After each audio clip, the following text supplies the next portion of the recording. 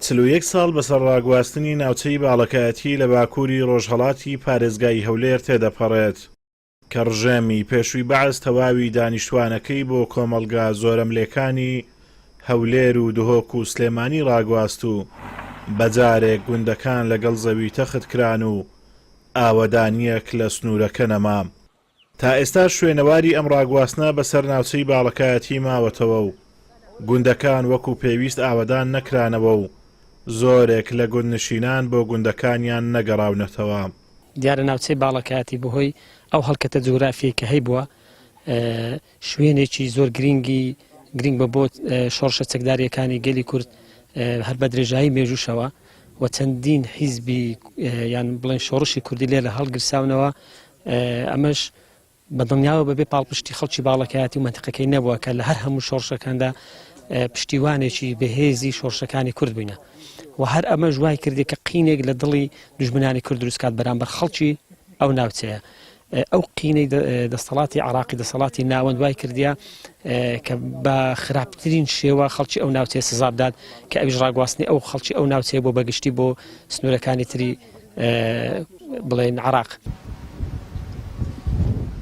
دوای 41 ساڵ لە ڕاگواستن و وێرانبوونی ناوچەی باڵەکایەتی و شەهیدبوون و برینداربوونی سەدان کەسی دیکە شتێکی ئەوتۆ بۆ خەڵکی ناوچەکە نەکراوە کە لە ئاست قوربانی و چەرمەسەریەکانیان دابێت.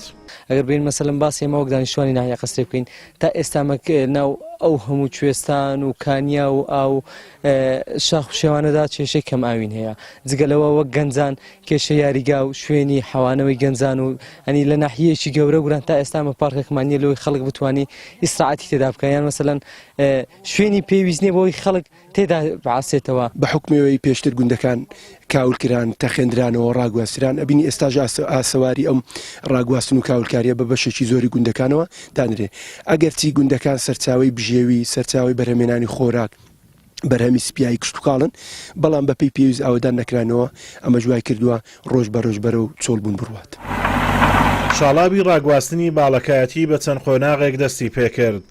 سەرەتا لە ساڵی 1970 دەستی پێکرد و بەشی هەرە زۆری گوندەکانی گرتەوە.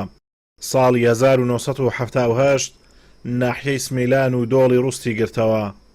ساڵی 1983 دوا قۆناغی ڕاگواستن بوو تەواوی باڵەکایەتی بە قەزای چۆمانی سەنتەری باڵەکایەتیش بەر شاڵاوی ڕاگواستن کەوتن. ئازادۆمەراوەی کەناڵی ئاسمانی پەیام دەڤەری باڵەکایەتی.